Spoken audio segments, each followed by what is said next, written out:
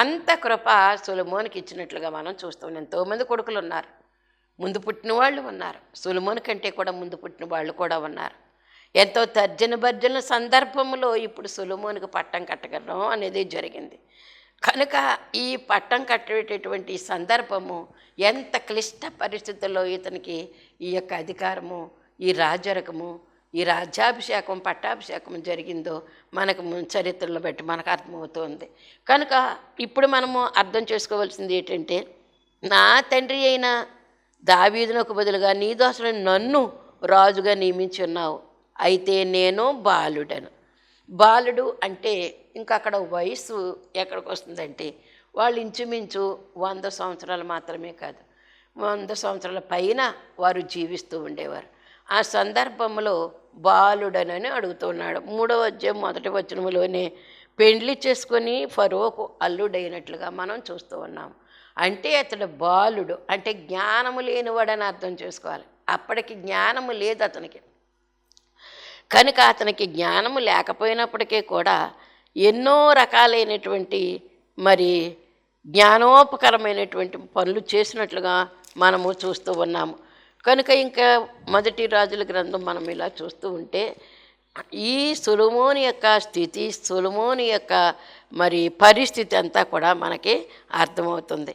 కనుక ఇప్పుడు నేను బాలుడను, కార్యములు జరుపుటకు నాకు బుద్ధి చాలదు, నాకు శక్తి చాలదని యెహోషాపాతు రాజు అన్నాడు దేవుని దగ్గర. నాకు శక్తి చాలదయ్యా, సమూహముగా యుద్ధానికి వచ్చేస్తారు, అన్ని రకాల కూడా మాటు వేసేసి ఉన్నారు, నన్ను ఎక్కడికి కూడా వెళ్లకుండా నన్ను జయించాలని చూస్తూ ఉన్నారు, 3 రకాల సైన్యం ఉంది, కానీ అయితే నాకు శక్తి చాలదు, నీవే నా దిక్కు అన్నాడు. అలాగే ఆ యెహోషాపాతు రాజుకి ఎంతో జయమిచ్చినట్లుగా మనం ఆ చరిత్ర వాళ్ళు తెలుసుకుంటూ ఉన్నాం. దేవుని దగ్గర అదే మనము చెప్పవలసినటువంటి వారమైన, కార్యములు జరుపుటకు నాకు బుద్ధి చాలదు. ఏ కార్యం చేపట్టాలన్న కార్యసిద్ధి అవ్వాలి, కార్యసిద్ధి కలగాలంటే బుద్ధి జ్ఞానాలు కావాలి. కనుక అలాంటి బుద్ధి జ్ఞానం నా దగ్గర లేదు, కనుక బుద్ధి చాలదు. కనుక నీ దాసుని నేను, నీవు కోరుకున్న జనుల మధ్య ఉన్నాను. ఈ జనులు ఎవరు జనులు? నువ్వు ఏర్పాటు చేసినటువంటి జనులే. నా తండ్రి గారికి నువ్వు ఇచ్చినటువంటి రాజ్యం, నా తండ్రి గారికి నువ్వు ఇచ్చినటువంటి జనులు, నీ జనులు వీరు, ఈ రాజ్యం అంతా నీది. కనుక ఈ నీ రాజ్యానికి, నీ జనులకు న్యాయం తీర్చాలంటే జనులు బహుజనులై ఉన్నారు, చాలా గొప్ప జనాంగం ఉంది ఇక్కడ. ఈ గొప్ప జనాంగాన్ని నేను లెక్క పెట్టాలన్నా, తనిఖీ చెయ్యాలన్నా, ఏ దేశంలో ఎన్ని వేల మంది జనాలు ఉన్నారు, ఏ ప్రాంతంలో ఎలాంటి ప్రజలు ఉన్నారో నాకు తెలియదయ్యా. నేను అదంతా కూడా గ్రహించుకోలేను. నేను అంత గ్రహించాలంటే అంత జ్ఞానం నా దగ్గర లేదు. కనుక ఇప్పుడు నేను ఈ 1000 దహన బలులు అర్పణ చేసిన కారణం ఏంటంటే, నాకు జ్ఞానము కావాలని, ఈ ప్రజల్ని ఎలా పరిపాలన చెయ్యాలో, ఈ ప్రజలకు వచ్చే కష్టాలను ఎలా తీర్చాలో నాకు తగినటువంటి జ్ఞానం కావాలని నేను అడుగుతూ ఉన్నాను. కనుక ఇప్పుడు కూడా నేను అడిగేటటువంటిది ఇదే. విస్తరించి ఉన్నందున ఈ జనాలందరూ కూడా నీ జనులు, వీరు ఎలాగున్నారు? విస్తరించి ఉన్నారు. కొద్ది గొప్ప కాదు ఈ జనాంగం, విస్తరింపచేయనటువంటి జనాంగం. ఈ జనాంగమును లెక్క పెట్టడం కూడా నాకు శక్తి చాలదు. వాళ్ళ దగ్గరికి వెళ్ళి తనిఖీ అంటే టెస్ట్ చేయాలంటే వాళ్ళు ఏ ప్రాంతపు ప్రజలు, వాళ్ళ బుద్ధి జ్ఞానాలు కలిగిన వారా లేదా వారు మూర్ఖ జనాంగమా, ఎలాంటి వారో కూడా నాకు తెలీదు. నేను ఆలోచన చేయాలంటే నాకు ఆలోచనకు అందదు. తనిఖీ చేయాలంటే టెస్ట్ చేయాలంటే కనుక, వాళ్ళ దగ్గరికి వెళ్ళి నేను విమర్శ చేయాలంటే కనుక నా జ్ఞానానికి అందదు. కనుక తనిఖీ చేయటం అసాధ్యము. కనుక ఇంత గొప్పదైన నీ జనమునకు న్యాయం తీర్చగలవాడెవడు? కాబట్టి నేను మంచి చెడ్డలు వివేచించి నీ జనులకు న్యాయము తీర్చున్నట్లు నీ దోషుడైన నాకు వివేకము గల హృదయమును దయచేయము, వివేకము గల హృదయమును దయచేయము. అందుకే జ్ఞానము గల హృదయం దయచేయమని అడగలేదు, వివేకము గల జ్ఞానము కావాలి నాకు, వివేకము కావాలి నాకు. అంతే, వివేకము గల జ్ఞానం కూడా కాదు, జ్ఞానము గల హృదయం కాదు, వివేకము గల హృదయం కావాలి. ఏది మంచి ఏది చెడు అనేటటువంటి గ్రహించుకునే శక్తి నాకు కావాలి. కనుక అట్టి గ్రహించుకునేటటువంటి శక్తి ఇప్పుడు నీ దగ్గరే ఉంది. కాబట్టి నువ్వు నాకు వివేకము దయచి, ఏ పరిస్థితి చూసినప్పుడు కూడా, ఏ స్థలమునకు వెళ్ళి ఎవరిని విచారించినప్పటికీ కూడా నా జ్ఞానానికి అందదు. కాబట్టి అక్కడికి వెళ్ళిన తర్వాత ఇంకా జ్ఞానం కాదు కావాల్సింది, నాకు వివేకము కావాలి. ఎవడ చెప్పేది మంచిది, ఎవడ చెప్పేది చెడ్డది, ఎక్కడ కనకం ఉంది, ఎక్కడ కళంకం ఉంది, అది నేను వివేచన చేసుకోవాలి. కాబట్టి వివేకము నాకు ఇవ్వవయ్యా అని అడిగినటువంటి ప్రార్థన. ఇలాంటి ప్రార్థన మనము మన పిల్లలు కూడా చేయవలసినటువంటి వారమై ఉన్నాం. కనుక ఇక్కడ మనం చూసినట్లయితే వివేచించి జనులకు న్యాయం తీర్చిన నిదాసనం నాకు వివేకం గల హృదయం, వివేకం గల హృదయం నాకు దయచే ప్రభా అని చెప్పినటువంటి మాట. అందుకే పిల్లలకు మనము రోజుకు ఒక అధ్యాయం చొప్పున ఉన్నటువంటి ఈ యొక్క 66 గ్రంథాల ఒక గ్రంథం ఉంది. తెలుసా మీకు? చాలామందికి తెలిసే ఉంటుంది, మర్చిపోయి ఉంటారు. చాలామంది దాన్ని పాటిస్తూ ఉన్నారు. 66 గ్రంథాల్లో సామెతలు అనేటువంటి గ్రంథము సొలొమోను గారు రాసినటువంటి మొదటి గ్రంథము. ఈ సొలొమోను గారు రాసినటువంటి ఈ జ్ఞాన హృదయం దేవుడిచ్చాడు, వివేకం గురించిన హృదయం దేవుడిచ్చాడు సొలొమోను గారికి. అందుకే ఈ సొలొమోను అనేటటువంటి ఈ గ్రంథాన్ని రాయగలిగాడు. ఈయన రాసినటువంటి గ్రంథాలు మూడుకు మూడు కూడా ఎంతో శ్రేష్టమైనటువంటి గ్రంథములు. సామెతల గ్రంథం 31 అధ్యాయం ఉంటుంది. నెలకి 30 రోజులు ఉంటాయి, 31 రోజులు ఉంటాయి. రోజుకు ఒక అధ్యాయం చొప్పున మనం చదవగలిగినట్లయితే మరి నెలకు ఒక గ్రంథం ఒక్కసారి చదివినట్లుగా అవుతుంది. మన బిడ్డలకి మనకి కూడా జ్ఞానం కావాలంటే కనుక మనం ఈ సామెతల గ్రంథాన్ని మనము పిల్లలకు అభ్యసింప చెయ్యాలి. పిల్లలకు అభ్యసింప చేస్తే జ్ఞానము అందులో ఉన్నది కనుక ఆ జ్ఞానం ఉన్నటువంటి ఆ మాటలు పలకగలుగుతారని మనం అర్థం చేసుకోవాల్సినటువంటి వారమై ఉన్నాం. వారు పలకగలుగుతారు, వారు పాటించగలుగుతారు. వాక్యం పఠించడం మాత్రమే కాదు, దాన్ని అర్థం చేసుకోవాలి. అర్థం చేసుకోవడం మాత్రమే కాదు, గ్రహించడం మాత్రమే కాదు, అనుసరించాలి అనేటటువంటి మాట మనం ఇక్కడ ఆలోచన చేయవలసినటువంటి వారమైన. అందుకే సామెతల గ్రంథంలో నా కుమారుడా అనేటటువంటి మాటలు ఎన్నిసార్లు ఉంటాయని మనము అర్థం చేసుకోవాల్సినటువంటి వారమైన. సామెతల గ్రంథం మొదటి అధ్యాయంలో మనము చూసినట్లయితే అక్కడ చూడండి, సామెతల గ్రంథంలో మొదటి అధ్యాయంలో జ్ఞానము గురించి దావీదు కుమారుడును ఇశ్రాయేలు రాజు నేను సొలొమోను రాసిన సామెతలు జ్ఞానమును ఉపదేశమును అభ్యసించుటకును వివేక సల్లాపలను గ్రహించుటకును నీతి న్యాయ యథార్థతను అనుసరించుట యందు బుద్ధి కుశలత ఇచ్చు ఉపదేశమును అందుటకును జ్ఞానము లేని వారికి బుద్ధి కలిగించుటకును యవ్వనులకు తెలివి వివేచన పుట్టించుటకును తగిన సామెతలు. కనుక సామెత అంటే మరి ప్రజలందరిలో నలిగేటటువంటి నానుడు అనమాట. కనుక సామెత చెప్పినట్లుగా ఉంది అంటారు. కనుక సామెతలు చాలా జ్ఞానయుక్తముగా పెద్దలైనటువంటి వారు దాన్ని సెటిల్ చేశారనమాట. ఆ మాటలన్నిటిని కూడా మరియు సెటిల్ చేసినటువంటి మాటలు. కనుక ఈ ఉపదేశములకు అందుకే జ్ఞానము గలవాడు విని పాండిత్యం వృద్ధి చేసుకుని. జ్ఞానము గలవాడు సొలొమోను యొక్క జ్ఞానము అతని దినాల్లో అతనికే ఉంది, కానీ అతనికంటే ముందు వారికి ఎవరికీ లేదు, అతని తర్వాత ఎవరికి కూడా లేదని సొలొమోను జ్ఞానమును గురించి వాక్యం మనకు చెప్పబడుతూ ఉంది. కనుక సొలొమోను యొక్క జ్ఞానము పాండిత్యం వృద్ధి చేసుకోను. జ్ఞానము గలవాడేమో పాండిత్యం వృద్ధి చేసుకుంటాడు, అలాగే వివేకము గలవాడు ఆలకించి నీతి సూత్రములను సంపాదించుకుంటాడు. ఇలాంటి జ్ఞానము కలిగినట్టు. అందుకే 7వ వచనంలో మనకు ఉన్నది ఏమంటే యెహోవా యందు భయభక్తులు కలిగిండుట తెలివికి మూలము. యెహోవా యందు భయభక్తులు కలిగి ఉండుట తెలివికి మూలము అన్నారు. అందుకే మనకి పెద్దలైనటువంటి వారు కొన్ని మాటలు చెప్తారు. మీకు ఒక మాట చెప్తూ ఉన్నాను. ఈ సామెతల గ్రంథములో సొలొమోను రచించినటువంటి సామెతల గ్రంథము ఇది మొదటి గ్రంథము. ఎవరో ఆయన రచించినటువంటి గ్రంథము. అలాగే 2వ గ్రంథము ప్రసంగి గ్రంథము. అంతా వ్యర్థము అని. ఎంత జ్ఞానముతో ఉన్నటువంటి ఈయన ఏమన్నారంటే భూమి మీద జరిగేదంతా కూడా వ్యర్థమే. ఎంత ఉన్నప్పుడు కూడా దీన్ని అంతా కూడా విడిచిపెట్టి మరి దేవుని దగ్గరికి వెళ్ళిపోయే రోజు ఒకటి ఉంది. ఇదంతా కూడా వ్యర్థమే. ఎంత జ్ఞానం సంపాదించినా, ఎంత వెండి బంగారాలు సంపాదించినా, ఎంత ఆస్తి ఐశ్వర్యాలు మనం సంపాదించినా అంతా కూడా వృధా వేస్ట్, ఏమీ లేదు, ఇంక ఖాళీ అనేటువంటి మాట చెప్పగలిగారు. అయితే 2 అయిపోయిన తర్వాత 3వ గ్రంథం ఏంటంటే పరమగీత గ్రంథము. ఏంటంటే ఇంకా ప్రసంగి అంటే విరక్తి గ్రంథం అన్నారు, వైరాగ్యము కలిగిన గ్రంథం అన్నారు. ఇప్పుడు ఈ పరమగీతం అంటే ప్రభువు మనము కలిసి మరి సహవాసము చేసేటువంటి గ్రంథం అని పరమగీతము అన్నారు. పరలోకంలో ఉండే దేవుడు, భూలోకంలో ఉండే సంఘము మనము కలిసి ప్రభుతో కలిసి సహవాసము చేసి ప్రభు యొక్క సాంగత్యంలో పరలోకంలో ఉండే మాధుర్యాన్ని మనం అనుభవించడానికి దేవుడిచ్చినటువంటి గొప్ప సంగతి అని మనం ఇక్కడ అర్థం చేసుకోవలసినటువంటి వారమై ఉన్నాం. కనుక ఇక్కడ మనం చూస్తే మరి ఈ 3 గ్రంథాలు కూడా సొలొమోను గారే రచించారు. అందుకే ఆయన ఏమడిగాడు, నాకు వివేకం గల మనసు ఇవయ్యా అని అడిగాడు. వివేకం అంటే ఏది మంచి ఏది చెడు. ఇప్పుడు న్యాయపు స్థానాలు ఉన్నాయి, పంచాయతీలు ఉంటాయి, కానీ అక్కడ పరిశుద్ధమైనటువంటి న్యాయం జరిగేటటువంటి సందర్భాలు తక్కువగాను, అన్యాయం జరిగే సందర్భాలు ఎక్కువగాను కనిపిస్తూ ఉన్నాయి. అంత అన్యాయం అనిపించదు, అంత న్యాయం అనిపించదు. కనుక న్యాయం అంటే ఏంటో నువ్వే న్యాయమై దేవా, నువ్వు న్యాయమై ఉన్నావు కనుక నీకు వందనములని మరి దైవ లక్షణాల గురించినటువంటి స్తుతులు మనం చేసుకుంటూ ఉంటాం. కనుక దేవుడు న్యాయమై ఉన్నాడు కనుక న్యాయయుక్తమైనటువంటి పనులు, న్యాయయుక్తమైనటువంటి పరిశీలన నేను చేయవలసి ఉన్నది ప్రజలలో. కనుక ఎవరికి ఏం కావాలనేటువంటి న్యాయం కావాలి, వారికి న్యాయం ప్రకారంగా నేను పరిపాలన చేయాలి, న్యాయం ప్రకారంగా నేను వారికి తీర్పులు తీర్చాలి. కనుక అట్టి జ్ఞానాన్ని నువ్వు నాకు దయచేయమని చెప్పి ఈ యొక్క సొలొమోను గారు అడుగుతూ ఉన్నారు. కనుక ఇప్పుడు నేను చెప్పిన మాట ఏంటంటే, ఈ సామెతల గ్రంథం పిల్లల చేత చదివించండి.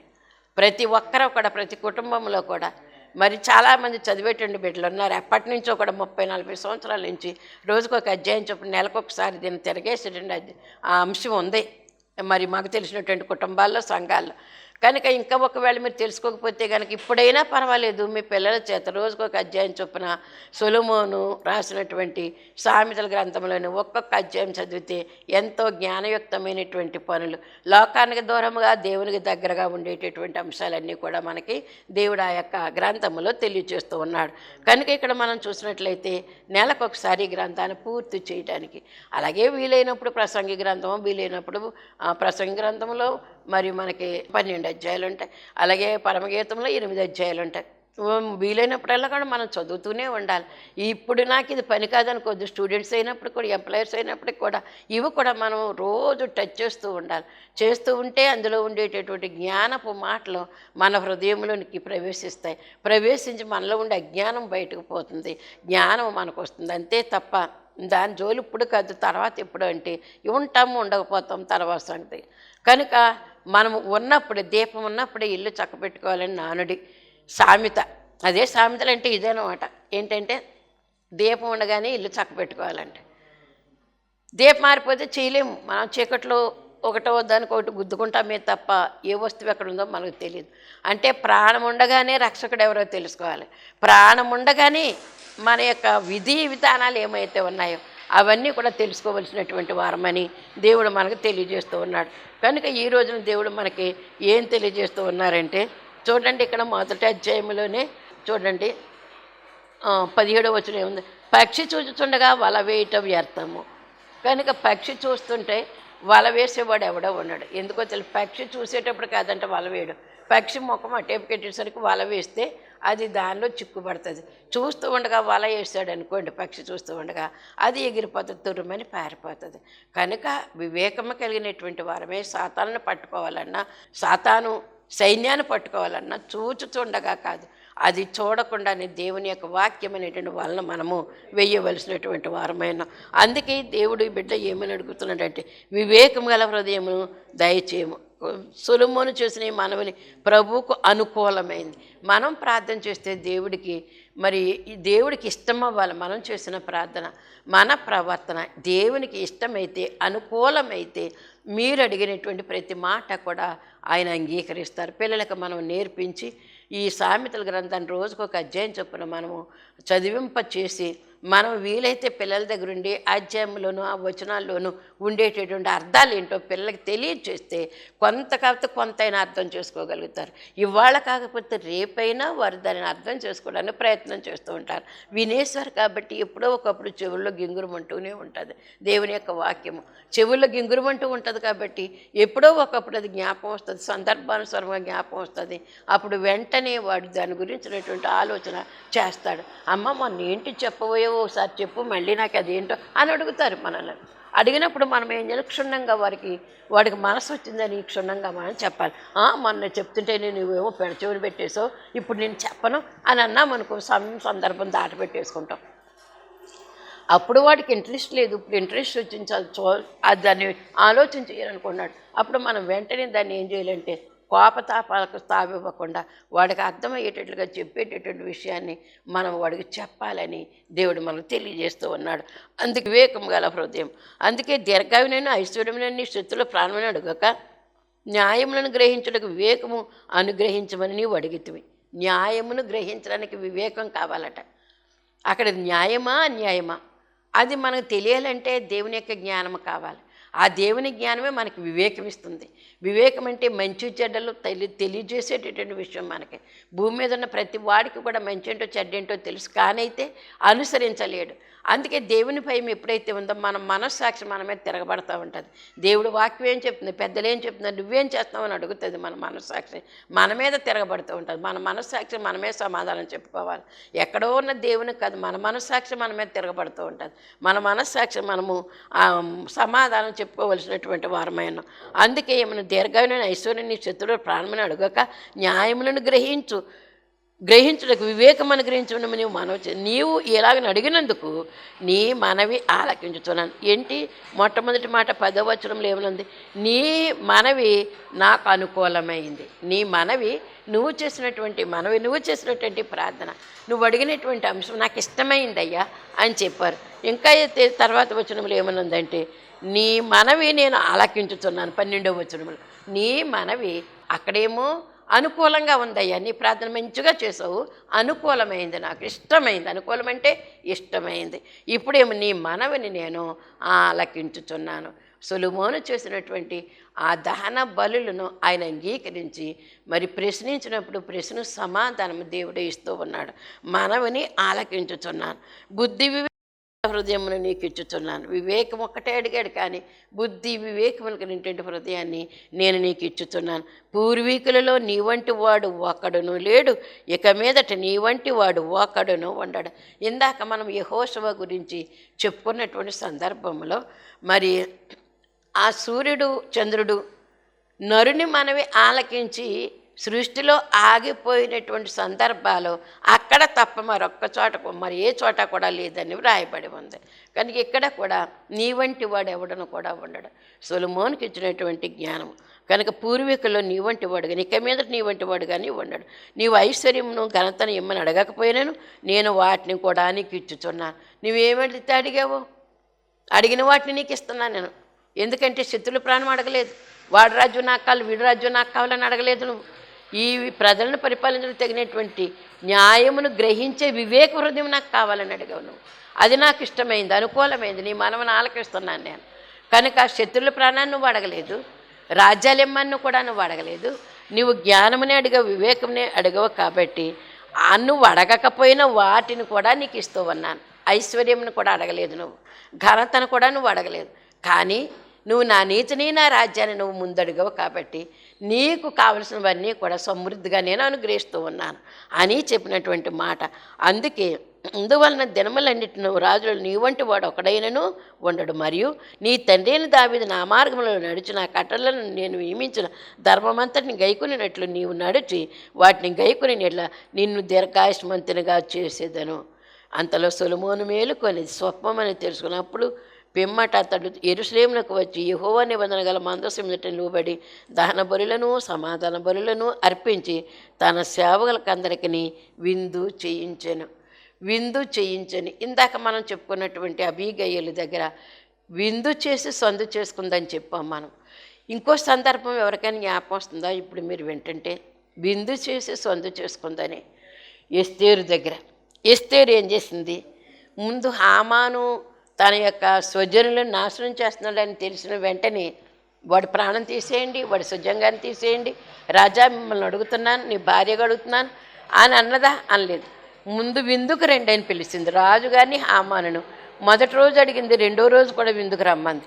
ఈ విందుకు రమ్మని పిలిచడమే మందు వేయడం అంట. విందు చేసి సందు చేసుకుని మందు వేసిందట. లేకపోతే విందని మందు వేసి సందు చేసుకుందట.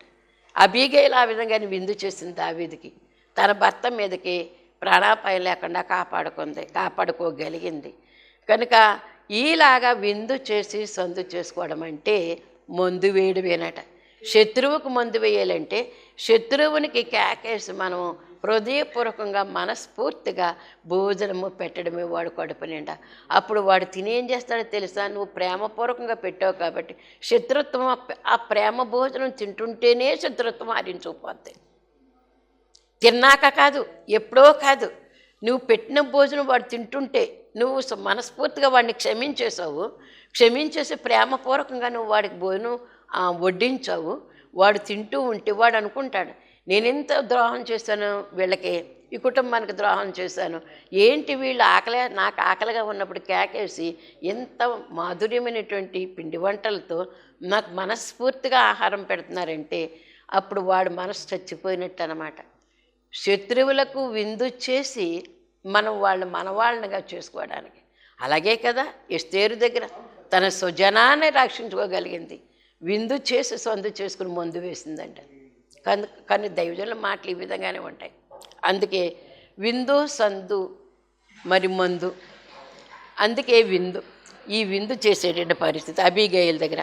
అలాగే ఇప్పుడు ఈయన కూడా ఏం చేశాడంటే సమాధాన బలులు అర్పించి సేవకులందరికీ కూడా నాకు కనపడినట్టు దేవుడు నాకు ఇంత జ్ఞానం ఇచ్చాడు కాబట్టి, ఇంత న్యాయం తెచ్చి వివేకాల మనసు ఇచ్చాడు కాబట్టి నేను దేవునికి విందు చేస్తున్నానని చెప్పి సేవకులందరికీ కూడా విందు చేయించినట్లుగా మనము చూస్తూ ఉన్నాం. తర్వాత అతని యొక్క జ్ఞానము ఎంతటి జ్ఞానం అయిందో మనకు తెలియదు కాదు. మరి సొలొమోను గారి యొక్క జ్ఞానము మరి ఎటువంటి జ్ఞానం అంటే ఆయన మరి మొట్టమొదటి తీర్పు ఈ 3వ అధ్యాయంలోనే 16 నుంచి మనం చూసినట్లయితే కనుక 16 నుంచి రాయబడినటువంటి మాట 28 వరకు కూడా 3వ అధ్యాయంలో ఏమనంటే అక్కడ వాళ్ళు వేసులేని 2 స్త్రీలు రాజుని వద్దకు వచ్చి అతని ఈ ముందర నిలిచిరి. వాళ్ళెవరూ వేశ్యలు, 2 స్త్రీలు. వాళ్ళు ఒకటి ఇట్లు మనవి చేస్తుంది, నా ఏలిన వాడ చిత్తగించము, నేనును ఈ స్త్రీను ఒక ఇంటిలో నివసించుతున్నాము, దానితో కూడా ఇంటిలో ఉండి నేను ఒక పిల్లను కంటిని, నేను కనిన 3వ దినమున ఇదియు పిల్లను కనిన, మేమిద్దరమును కూడా ఉన్నాము, మేమిద్దరము తప్ప ఇంటిలో మరి ఎవరునూ లేరు. అయితే రాత్రి యందు ఇది పడకలో తన పిల్ల మీద పడగా అది చచ్చెను. కాబట్టి మరి మధ్యరాత్రి ఇది లేచి నీ దాసినైనా నేను నిద్రించుచుండగా వచ్చి నా ప్రక్కలో నుండి నా బిడ్డను తీసుకుని తన కౌగిట్లో పెట్టుకుని చచ్చిన తన పిల్లను నా కౌగిట్లో ఉంచాను. ఉదయం నేను లేచి నా పిల్లను పాలియ చూడగా అది చచ్చినదాయను. తరువాత ఉదయమున నేను పిల్లను నిదానించి చూచినప్పుడు వాడు నా కడుపున పుట్టినవాడు కాడని నేను తెలుసుకుంటాను. అంతలో 2వ స్త్రీ వచ్చి ఈ తగువు మరి రాజుగారి దగ్గరికి వచ్చింది, సొలొమోను మహారాజు దగ్గరికి వచ్చింది. ఈ తగువు కనుక జ్ఞాన వివేకములు కలిగిన వాడు. చచ్చిన బిడ్డ ఒకటి, బతికిన బిడ్డ తల్లి ఒకటి, 2 తల్లులు ఉన్నారు, 2 పసిపిల్లలు ఉన్నారు. ఒక బిడ్డ చచ్చిన బిడ్డ, ఒక బిడ్డ బ్రతికిన బిడ్డ. అయితే ఈ బ్రతికిన బిడ్డ నాది అని 2 కూడా తగులాడుతూ ఉన్నారు. ఎలా తీర్చాలి? ఇప్పుడు నాదే అని అది గట్టిగా చెప్తుంది, నాదే అని ఇది గట్టిగా చెప్తుంది. అందుకే ఒక కత్తి ఒకటి తెమ్మని భటుడితో చెప్తే కత్తి ఒకటి తీసుకొచ్చారు. 2 స్త్రీల మధ్యన 2 బిడ్డల మధ్యన ఇప్పుడు తగు తీరుస్తూ ఉన్నాడు. న్యాయాన్యాములు గ్రహించగలిగినటువంటి వాడు. అందుకే ఏమన్నాడంటే సేవకుడితో అన్నాడు, రే ఆ బతికిన బిడ్డను 2 ముక్కలు చేసి ఒక మొక్క దానికి ఒక మొక్క దీనికి ఇచ్చి పడేయండి అన్నాడు. ఇచ్చి పడేయండి అంటే అలాగే చేసేయండి అంటుంది. మరి చచ్చిపోయిన బిడ్డ యొక్క తల్లి, బ్రతికిన బిడ్డ యొక్క తల్లి గుండె పేగులు తరుగుకొనిపోయినది. అయ్యా చంపవద్దు, వాడు అక్కడున్నా నా దగ్గరున్నా వాడు నా బిడ్డే, బ్రతికిన వాడు నా బిడ్డే కనుక వాడిని చంపకండి అయ్యా అంటే చచ్చిన బిడ్డ యొక్క తల్లి ఏమంటుందంటే చంపేయండి, ముక్కలు చేసేయండి, ఇచ్చిపడండి, నా కొడుకు చచ్చినట్టు వాడు చూస్తాడు అనుకుని కడుపులో అనుకుని మాట అనేస్తుంది. ఎంత ఈ తగువుని ఎంత చక్కగా మరి తగువు తీర్చాడు సొలొమోను మహారాజు. కత్తి తెమ్మన్నాడు, ముక్కలు చేయమన్నాడు, దానికో మొక్క దీనికో మొక్క ఇచ్చి పడేయండి అన్నాడు. అంతే వెంటనే అక్కడ తీర్పు. గుండెలు కొట్టుకుంటూ కడుపు తరుగుకొని పోయినదే ఈ బతికిన బిడ్డ యొక్క తల్లి, వద్దయ్యా చంపకండి అయ్యా, నా కండ నా రక్తము నా మాంసము వద్దయ్యా అని చెప్పినటువంటి మాట ఎంత మరి దయనీయమైనటువంటి పరిస్థితుల్లో. కనుక అయితే గుండె తరుక్కుపోయినటువంటి ఆ తల్లి యొక్క ఏడుపు విని ఈ బిడ్డ దాని బిడ్డనని చెప్పి తీర్పు తీర్చాడు. అలాగే కొన్ని పుష్పాల బల్ల మీద పెట్టి శాపదేశపురాణి వచ్చినప్పుడు ఎన్నో పరిశీలన చేసిందట. శాపదేశపురాణి సజీవమైనటువంటి పుష్పాలు మరి ఒక మరి ఆర్టిఫిషియల్ ఫ్లవర్ అక్కడ పెట్టి ఎన్ని కలగబలగం చేసి ఇందులో మరి మరి నేచురల్ ఫ్లవర్ ఏది అని, అంటే ఒరిజినల్ ఫ్లవర్ మరి డూప్లికేట్ ఫ్లవర్ ఏంటో చెప్పు అందంట. బల్ల మీద కొన్ని పుష్పాలు పెట్టి తను అందులో మరి ఒక ఆర్టిఫిషియల్ ఫ్లవర్ ఉంది. అప్పుడు ఏం తీసిస్తాడని పరిశీలన చేసింది. ఈ పరిశీలన చేసిన సందర్భంలో ఆ రాజుగారికి ఐడియా వచ్చింది. దేవుని జ్ఞానం ఇచ్చాడు కదా, వివేకము కలిగిన మనసు. ఒక తూనీగను రప్పించి దాన్ని వదిలించాడట. ఆ పువ్వుల మీదకి వదిలితే అక్కడ ఆర్టిఫిషియల్ పువ్వు మరి ఒరిజినల్ పువ్వు ఉంది. ఆ ఒరిజినల్ పువ్వు మీద ఈ తేనెటీగ పడింది, ఆర్టిఫిషియల్ పువ్వు మీద పడలేదు. కనుక ఇదిగో ఒరిజినల్ పువ్వు ఇదిగోమని చెప్పి పడినటువంటి లేకపోతే తేనెటీగ పడినటువంటి ఆ పువ్వుని ఇచ్చినట్లుగా మనం చూస్తూ ఉన్నాం. ఇలాగ ఎన్నో పరిశీలన చేసి తూర్పు దేశపు రాణి వచ్చినటువంటి శాపదేశపు రాణి వచ్చింది, పరిశీలన చేసింది, కొన్నాళ్ళు ఉంది. తను ఎన్నో బహుమానాలు తెచ్చింది, మరలా తను బహుమానాలు పట్టుకుని పోయింది. కనుక ఈ యొక్క రాజుగారి యొక్క జ్ఞానాన్ని వివరించడానికి మన జ్ఞానానికి అందదు.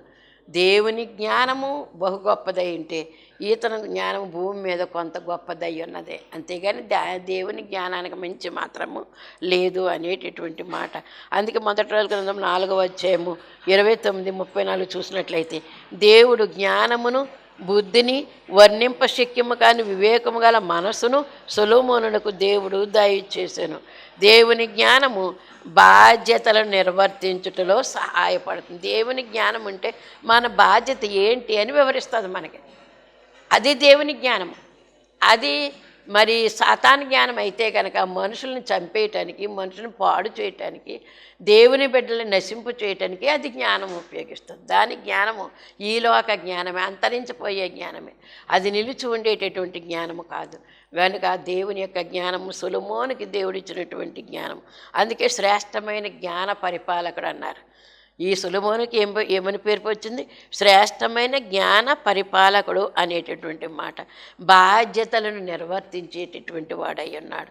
అందుకే దేవుడు జ్ఞానమును బుద్ధిని మరి 4వ అధ్యాయంలో మనం చూసినట్లయితే మొదటి రాజుల గ్రంథము 4వ అధ్యాయంలో అతని గురించినటువంటి మరి మాటలో ఎంత జ్ఞానముతో అతను రాశాడో, దేని గురించి రాశాడో అన్నీ కూడా మనకున్నాయి. అందుకే ఏమన్నారంటే అతడు 3000 సామెతలు చెప్పిన 1005 కీర్తనలు రచించెను.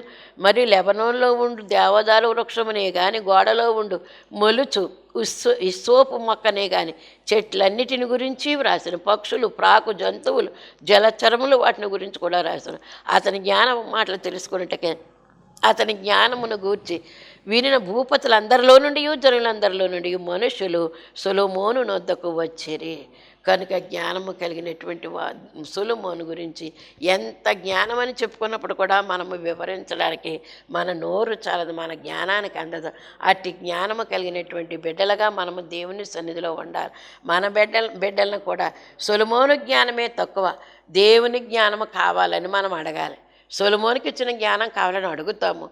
యేసయ్య నీ జ్ఞానమే నా బిడ్డలకు అందించు ప్రభు అంటే అది పవిత్రమైన జ్ఞానము, అది శ్రేష్టమైనటువంటి జ్ఞానం, అతి శ్రేష్టమైనటువంటి జ్ఞానము. అట్టి జ్ఞానమును దేవుడు మనకు మన బిడ్డలకు అనుగ్రహించి ఈ లోకములో ఉన్నదంతా కూడా వ్యర్థము, దేవునితో ఉండడమే సమర్థత అనేటటువంటి విషయము, దేవునిలో ఉండుట అనేదే శాశ్వత మరి పరిష్కారము, శాశ్వత ఫలము దేవుడు మనకిస్తున్నాడని చెప్పి దేవుడు మనతో ఇచ్చేటటువంటి ఈ యొక్క మాటలన్నీ కూడా మన హృదయంలో భద్రము చేసుకొని మరి గొల్లలు చెప్పినటువంటి మాట మనసులో ముద్రించుకొని ధ్యానించుకుంటూ ఉండేటటువంటి మాట. అలాగే మనము కూడా ఈ మాటలన్నీ కూడా మన మనసులో ముద్రించుకొని జ్ఞాపకం చేసుకుంటూ వాటిని ప్రకటన చేసుకుంటూ వాటిని ధ్యానిస్తూ ఉండేటటువంటి శక్తి దేవుడు మనకిచ్చి నడిపించును గాక. ఆమేన్. ప్రభువా నీకు వందనములు, స్తుతులు, కృతజ్ఞతలు. ఇప్పుడు జ్ఞానవంతుల గురించి మేము చెప్పుకుంటున్నాము, చెప్పుకోవడానికి కూడా చాలదు మా జ్ఞానము. కానీ దైవజనులు చెప్పినటువంటి మాటలు మేము చెప్పుకుంటున్నాం, వివరించుకుంటున్నాం తండ్రి. ఈ వివరించుకునేటప్పుడు మీరే మాకు జ్ఞానోదయం కలిగించి, చెప్పేటటువంటి మాటలు వినుటకు ఆసక్తి కలిగించి, వినుటకు ఇష్టం పుట్టించి, వినుటకు గ్రహింపు కలిగించి, ఆ చొప్పున జీవించి రెండవ రాకడకు మేము ఆయత్తపరచబడడానికి అవకాశం కలిగించి మీరు మహిమ పొందమని అతి శీఘ్రకాలంలో పెండ్లి కుమారుడిగా మా కొరకు రానయ్యన్న యేసు అతి పరిశుద్ధనామమున అడుగుచున్నాను పరమ తండ్రి. ఆమేన్. మరణాత.